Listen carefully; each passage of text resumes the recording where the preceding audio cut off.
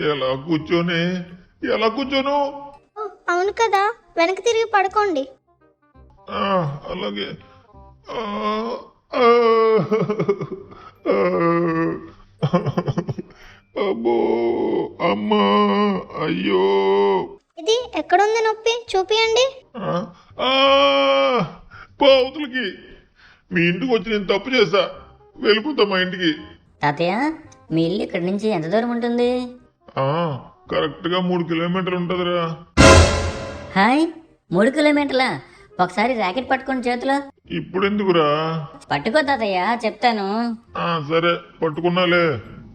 ఏం చేస్తున్నావురా? అరే అరే, ఏం చేస్తున్నావు?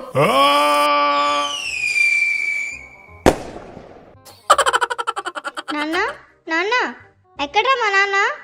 అమ్మా, తాతయ్య రాకెట్ ఎక్కి ఇంటికి వెళ్ళిపోయారు.